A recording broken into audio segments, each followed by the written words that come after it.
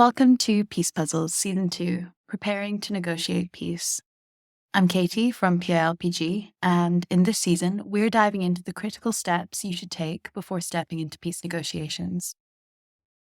In today's episode, you'll hear from my colleagues Nicole Carle, Counsel at PILPG, Professor Milena Sterio, Managing Director at PILPG, and Dr. Paul R. Williams, President and Founder of PILPG. And they'll be focusing on the key aspects of preparing a delegation for peace negotiations. But throughout this season, you'll hear from me and my colleagues as we guide you through different aspects of negotiation preparation. Remember, whether you're preparing for high-stakes talks or simply curious about the behind-the-scenes processes of peace negotiations, this season is packed with the tools and knowledge you need to approach negotiations with clarity and confidence. Let's dive in. Now, to get us started, Milena, I want to turn to you first. One of the most important aspects of a successful negotiation is, of course, preparation. Can you elaborate now on why proper preparation is so crucial? Absolutely. Nicole, an entire negotiation can be literally won or lost depending on the preparation phase. Inadequate, bad, poor preparation can cause serious and irreparable damage to relationships, and it can negatively impact the possibility of any future successful negotiations with the same parties involved.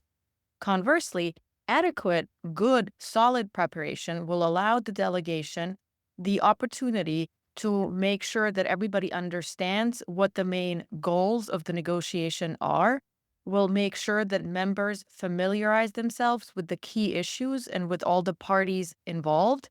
And it will also allow everybody to identify any weaknesses in their own negotiation strategy before the negotiation takes place. So in a nutshell, by properly preparing for the negotiation, the delegation will be one step closer to achieving success. And by not properly preparing for the negotiation, the delegation will most likely impede the ability to have a successful negotiation. Thank you. Now, we will continue to break down the preparations themselves. But Paul, now, if you could give some overall thoughts to start us off of how a delegation should begin to approach its preparation for negotiations. Yeah, thanks, Nicole. I think it's important not to underestimate how difficult it is actually to prepare for negotiations. There's some sort of theme or theory out there among parties to negotiations that it's more art than science, and people are naturally negotiators because of their professions or because of their cultural experiences, et cetera. But it's a really difficult process to negotiate peace, to negotiate a ceasefire, to negotiate a restructuring of a state, to negotiate an inclusive governance structure. And there are issues that need to be understood, not just positions. Everybody knows their positions, but the depth of the issues, understanding the positions and the interests of the other party, teeing up external support, be it lawyers like we are at PILPG, or military advisors or media specialists. Parties oftentimes need at least 4 to 6 weeks of intensive preparation before they go into a negotiation. And they shouldn't be doing it 2 or 3 days before the negotiation happens. Now, big picture comment, this is easier said than done. When we were representing the Kosovars at Ramgale, they basically were pulled from all parts of Kosovo, put on a military plane, brought to France, and then they were in the Ramgale Chateau together. They had no time, no space to prepare. At the moment, the civilians on the Sudanese peace process, exceedingly difficult to get together to prepare, but it has to be prioritized by those delegations as well as by the mediators. The mediators need to give time and space, and oftentimes technical and financial assistance for parties to be able to become well prepared for the peace process. Okay, let's talk about one of the first steps in a delegation's preparation, designing an overall strategy. Milena, can I turn to you for some insight on this? Of course, Nicole. So a well-designed overall and comprehensive strategy is really at the heart of being well prepared for any negotiation. Designing a plan will require the delegation to consider what the main issues are, to also consider the various interests and all the parties involved in light of the specific delegation's goals. And also, the delegation has to have the opportunity to develop its own strategy based on achieving those goals. So, in other words, what are your main goals? And then what is the strategy that you will use to achieve those goals? So, when designing a strategy, there are a couple of key points for any delegation to keep in mind. So, first of all, you have to be able to design a comprehensive strategy that addresses any aspect of the negotiation. And you have to think about the possibility that something could negatively affect your ability to achieve a specific goal. You have to think of that ahead of time and prepare. Second, an integral aspect of designing an effective plan and an effective strategy is to have knowledge and understanding of all the issues, of all the parties and interests involved.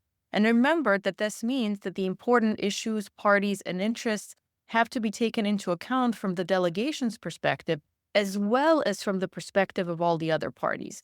So it's important to know what your delegation will think, but it's also important to consider how all the other parties will perceive the various issues and what their interests might be. A delegation's negotiation strategy should include things like a clear understanding of the delegation's goals, the delegation's strategy to achieve those goals. Ideally, you want to have a clearly written and defined document, which is really a path, your strategy for achieving the desired outcome. And please keep in mind that the written strategy should be kept confidential and should not be inadvertently made available to the other parties or to the media, because this is your strategy, this is your guiding document. You should also consider the structure of the negotiation, including the setting, where will this take place, the timing, how long, and also the sequence. How are you going to structure all the various issues, and in what order will you negotiate over the specific issues? And then last but not least, you do have to keep in mind that being flexible is also one of the key points in achieving success. So to have built-in flexibility in the form of alternate plans in the event that there's a change of goals, a change of interest, a change of parties, and a change of circumstances. What are you going to do then in order to still be able to conduct a negotiation and in order to still be able to achieve all of your desired goals? Paul, do you have anything to add here? Yeah, I would just amplify a couple of points that Milena mentioned. And the first is that once you've developed your strategy, don't forget that you have a strategy. When I work with parties, they've gone into negotiations. It's intense, it's stressful, it's emotional. The other party will do things to cause you harm on the ground. They will attack the villages of some of the key negotiators, or they'll commit atrocities. If they're losing at the negotiation, or they're not getting all of their interests met at the negotiation table, they'll stir up activity on the battlefield in order to unsettle the other party. And I've seen so many of our pro bono clients drop their strategy to start engaging in tactical, tit for tat in the negotiation room in order to compensate for something that's happening in the field. And it's very difficult once you've drifted from your strategy to get back to that effective approach. Now, the corollary to that, and as Milena mentioned, is to be flexible. If your strategy is not working, amend it, add on additional tactics, or pull back some of the tactics, or change up the personnel. You definitely need a plan. You definitely need a strategy.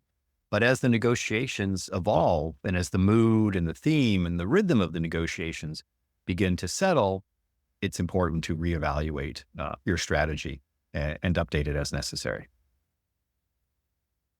Now, you've both mentioned that a key part of preparations will be understanding the other parties and their interests. How does a delegation begin to prepare for this? Nicole, I think the very first thing that a delegation has to do when understanding the opposing side's interest is a little bit what they have to do with their own, is not just embrace the first or second level of those positions. So many times we've talked with our pro bono clients who've said, oh yeah, we know what the other side wants. They want this and they want this. Yeah, they do want this and they want that. But you want to know what other things they want. What are their other interests, literally beneath the tip of the iceberg that you don't see, because that's where you're going to find the compromise. You want A and they want Z.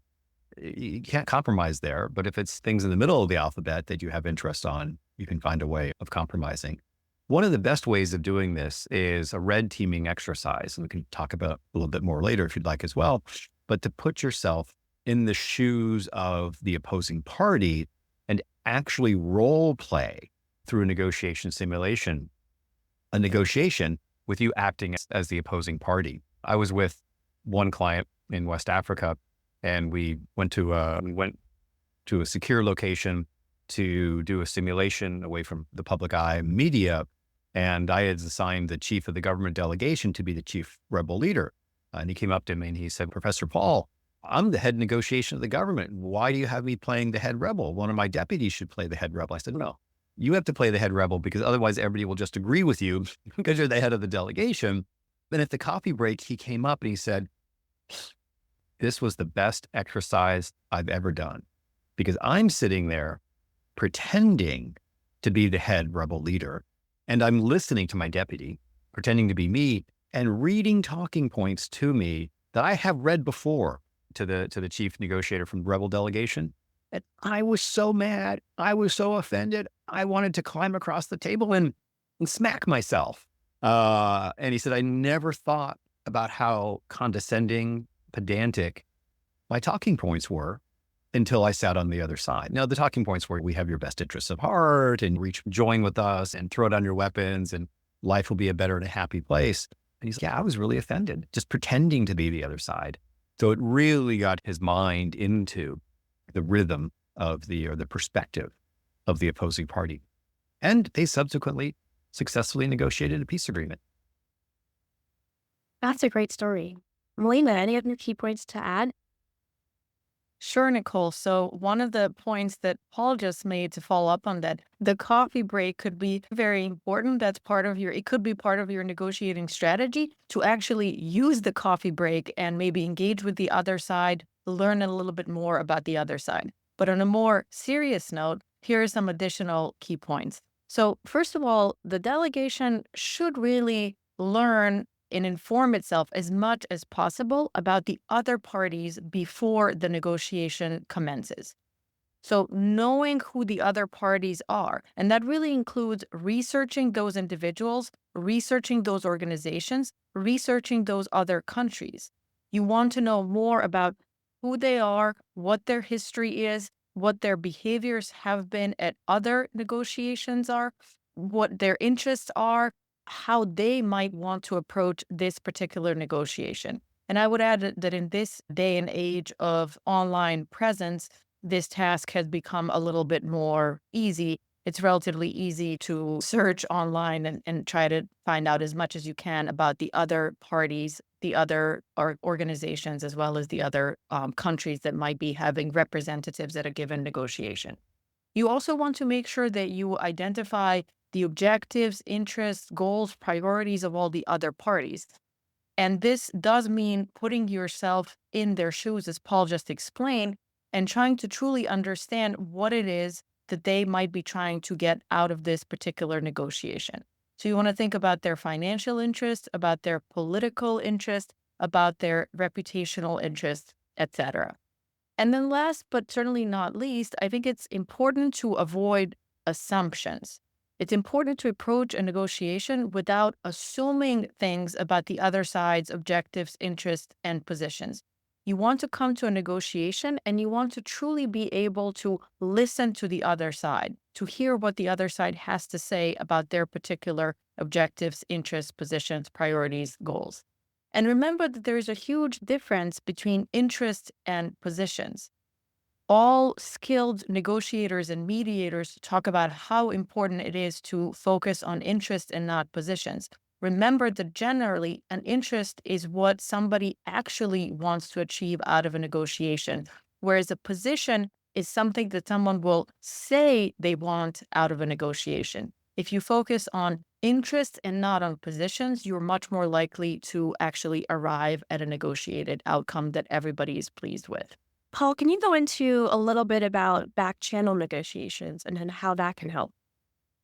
Yeah, so picking up on what Milena had just indicated, one of the ways of keeping that flow of information about the opposing parties' positions and interests current and up to date is to ensure that 2 or 3 members of your delegation have sanctioned back channel communications with some select members of the opposing delegation. And this is important for a number of ways. You can float proposals, you can float ideas, but you can also simply reality check how the negotiations are going, how your perspective, your presentations are being received, share concerns or other issues relating to the mediation.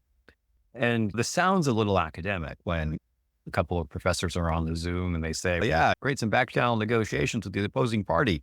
Didn't you just tell us 10 minutes ago they're attacking your village and et cetera on the ground? That is true. However, negotiations occur among political elite, for better or worse. Even the non-state armed actors oftentimes are former political elite.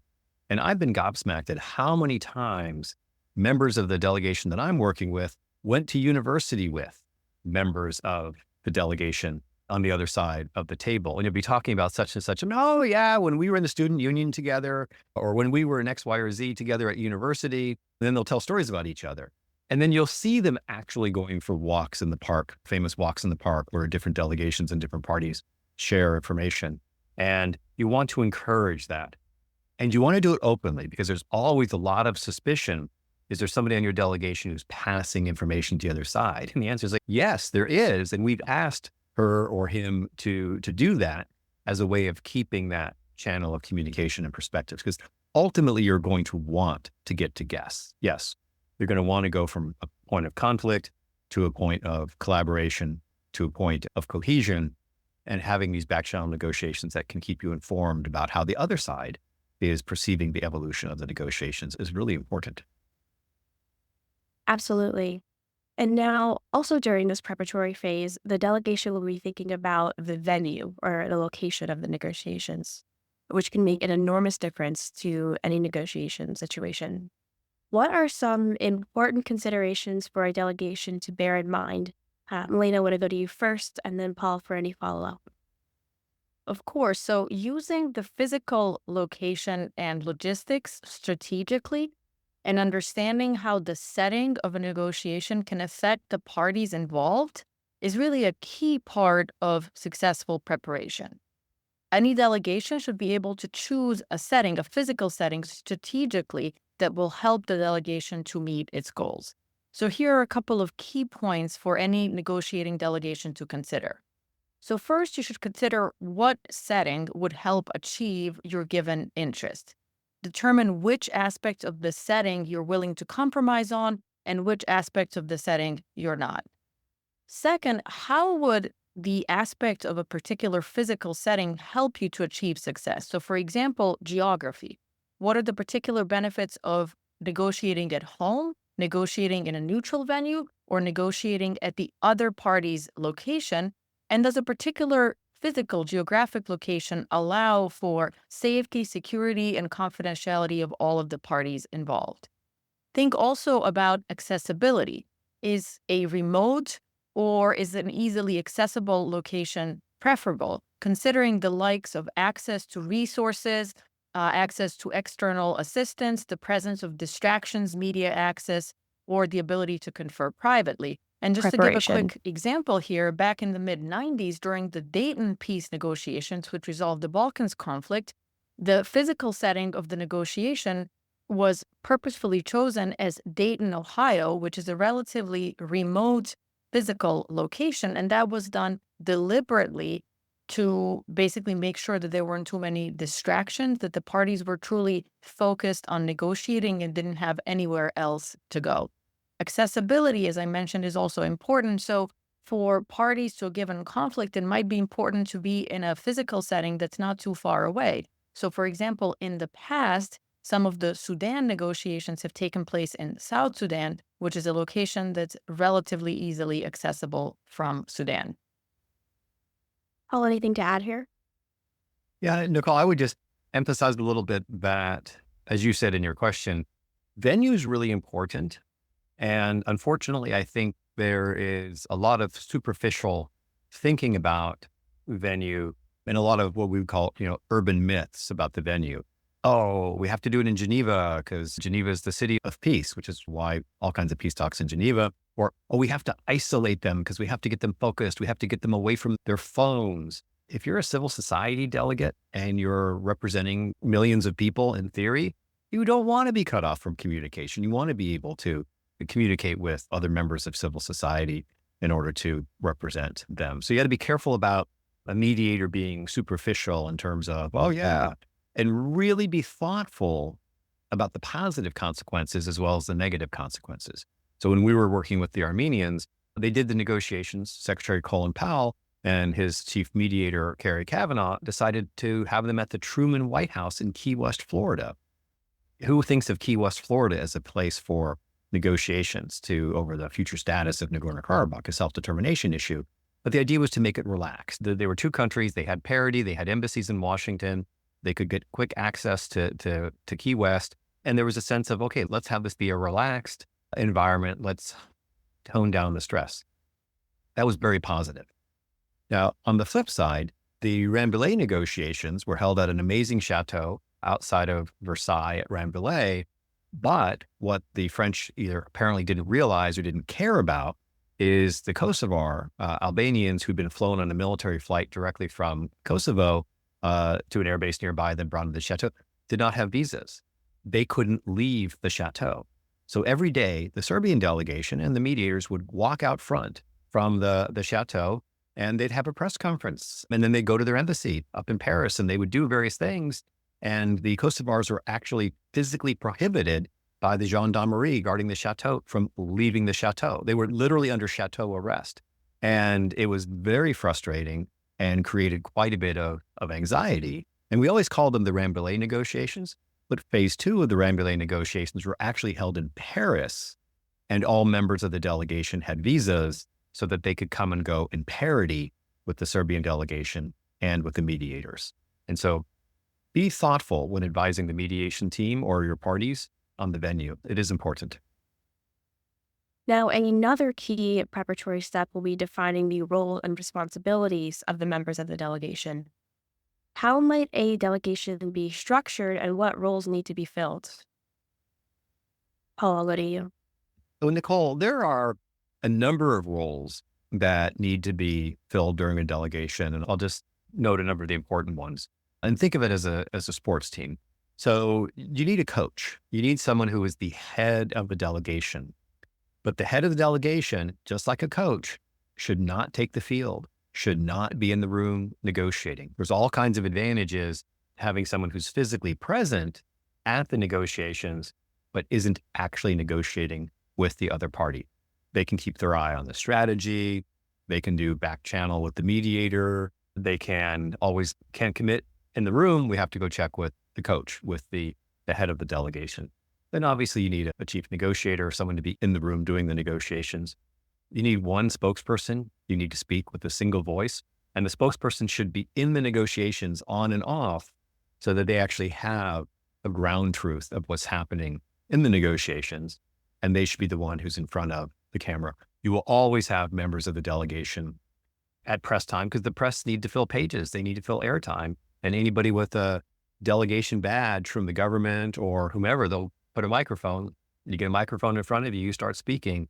You need to have real discipline among your delegation.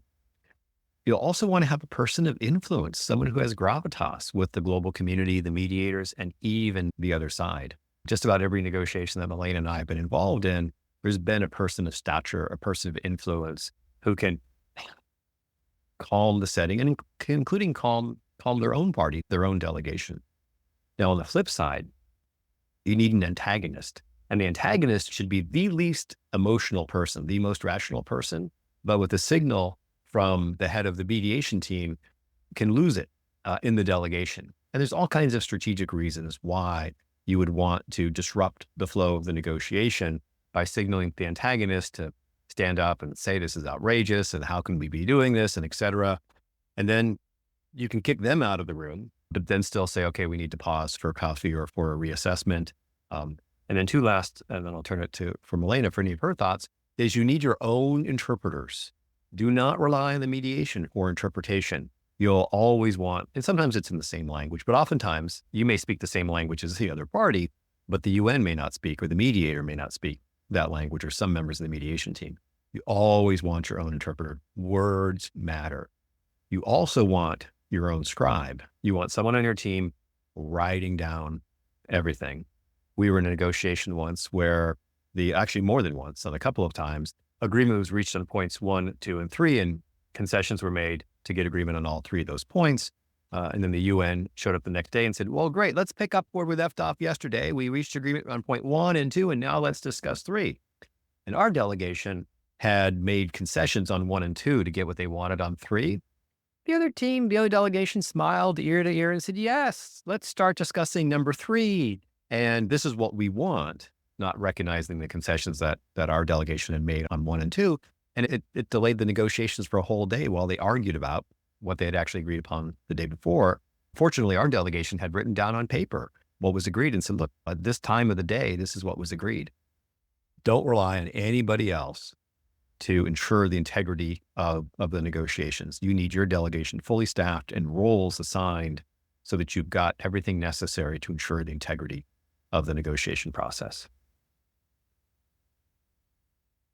Now, Milena, Paul alluded to this a little bit in his last answer, but determining who the delegation puts in the room and at what stage during the negotiations is also an incredibly important part of preparations. How does the delegation best prepare for this decision? That's right, Nicole. This is a really important step that comes within the delegation's preparations. So, as part of preparing for negotiation, the delegation will want to very seriously consider not only who will be present in the room during the actual negotiation, but also who should participate in all the other aspects of the negotiation, including preparation, communications, back channel communications, advising the team, and all the other various aspects of any negotiation. So here are some key considerations for the delegation at this stage of preparation. So first, you want to know what individuals will help the delegation to attain its goals and ultimately achieve success at every phase of the negotiation. You want to identify the best individual or the best set of individuals in order to attain all the different goals that you might have and to basically be able to participate the most successfully at every different phase of the negotiation. Second, you want to consider the status of those who are in the room. The people in the room from both parties or from multiple parties, if we're talking about a multi-party negotiation, should be of equal status. The delegation would not to put its own decision maker in the room if the other party's decision maker is not going to be present. Third, you want to consider the different stages of the negotiation, and you want to ask yourself, what stage of the negotiation are we in? For example, are we talking about the preliminary stages of the negotiation, or are we truly talking about the deal-making stages of a negotiation? This will also help you determine who should be in the room. Presumably, your decision makers should be in the room for the deal-making stages. They don't necessarily have to be in the room if you're talking about preliminary stages of a negotiation. Next, when selecting particular individuals for the negotiation team, you should consider choosing people who are experienced in negotiations. You don't necessarily want to put a newbie as a lead to your delegation. You want to put people in the room who are knowledgeable about the issues, the parties, the interests, or the countries involved. So you want someone who already has in-depth knowledge about all the various issues that are going to be at stake. And then you want to also put individuals in the room who have the desire and the means to be involved. You don't want to put someone who is genuinely uninterested in the issues that are being negotiated. You want to think about who are the individuals who have the best way of being involved, who truly have a desire to be involved. Next, the delegation should think about whether there are other individuals that the delegation should have on the team based on other considerations. So, for example, based on your internal politics, based on desire to represent particular factions of your constituency. So, for example, in a multi-ethnic country involved in a peace negotiation, you might want to have representative of all the different ethnic groups present in a negotiation, especially if their own interests are being negotiated. And then finally, you want to consider who the other parties might bring into the room. What are the potential personality conflicts? cultural considerations? Are there any trust issues among the parties? And that goes into your homework. We already talked earlier about preparing for the negotiation, and part of that preparation is knowing who the other parties are going to be. So considering who the other parties are going to be, you might want to reassess who your various representatives will be. So all these considerations should inform who the delegation chooses to be in the room at any given time. But remember that flexibility here is key, and you should never be afraid to reevaluate who should be in the room for you if you find out new information coming from the other side. A lot to keep in mind in there, Melina, but I appreciate you walking through all of that.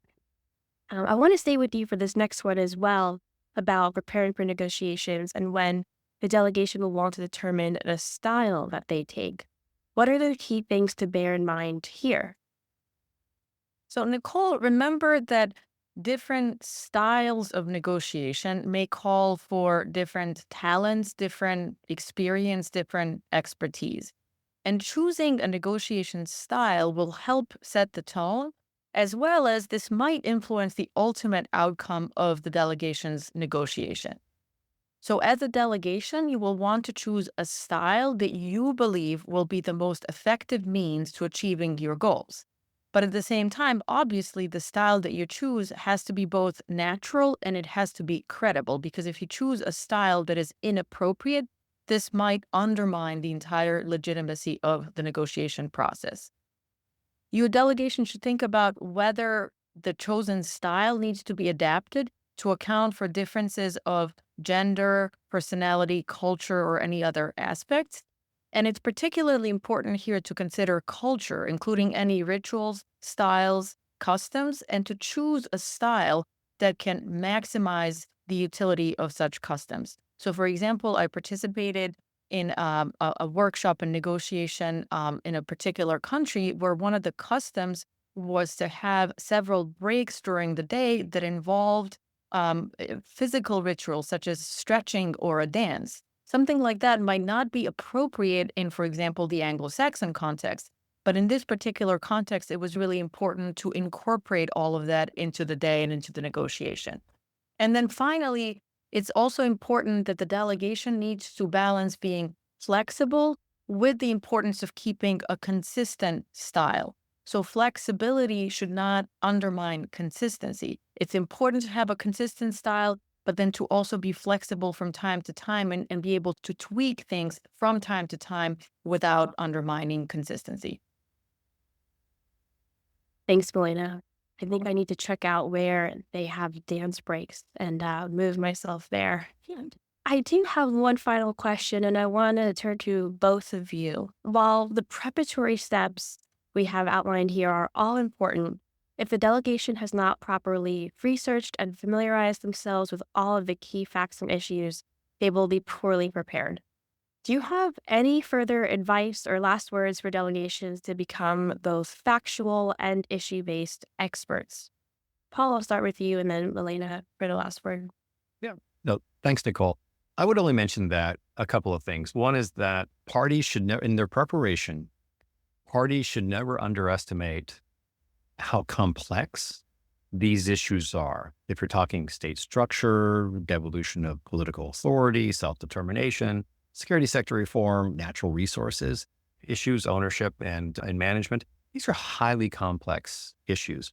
It's not something you can learn while you're negotiating. You really do have to develop an expertise or bring on experts, either from your country or international experts who know these issues well, making sure that they are on your team and not just objective, unbiased people who are giving generic advice, but are actually giving us through the lens of your party's perspective, so to speak. During the negotiations, there's always an effort to create subcommittee, to stovepipe, so to speak, the issues. That's fine, but you need to be prepared to have a number of members of your delegation float through all of the different subcommittees so that you can make sure you're not agreeing to inconsistent or incompatible, or even presenting inconsistent or incompatible positions in the different subcommittees, because that'll be used against you in the plenary meeting. And then the last point is embrace the notion that words matter. And so be prepared to put your draft on top first. Every party that we've worked with, we always advise, no matter who you are, the mediation, the government, the opposition groups, the civil society, on that very first day, you put your draft on top first.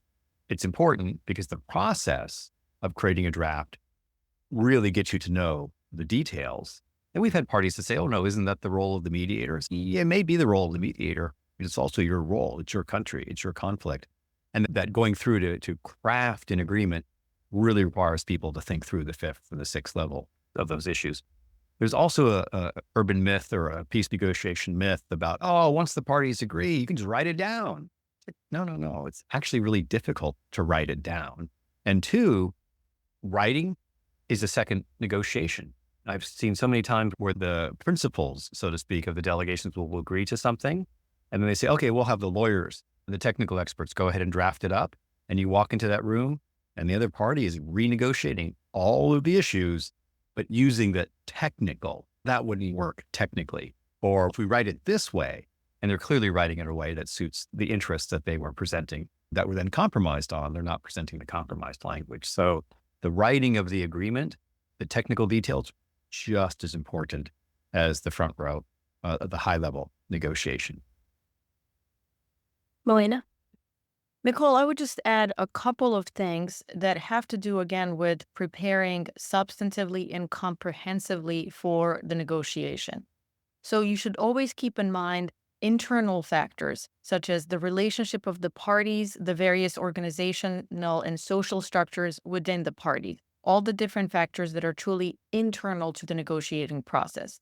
But at the same time, you also have to keep in mind external factors, things like, for example, relevant political and economic policies, the international marketplace, other geopolitical considerations, geographic locations. Third, you should also keep in mind other relevant considerations, including various legal factors, various moral or ethical concerns. These can sometimes seriously impact any given negotiation. And then finally, you should keep in mind that third-party experts and mediators have their own views, have their own interests and biases, and you should not disregard those. For example, Paul's example of the mediator putting the draft in a particular order, you have to be careful about that. And you have to make sure, ideally, that your draft is on top. You do not leave it to the mediator because keep in mind, the mediator might also have their own interests, their own goals, their own biases. And so I think that with all of that in mind, I think it's important to emphasize the importance of being thoroughly, comprehensively prepared for the negotiation, which might take weeks, months. You can't just show up and do things on the fly. You really have to consider all of these issues very seriously before you start. Well, thank you both. And that brings us to the end of today's discussion on preparation.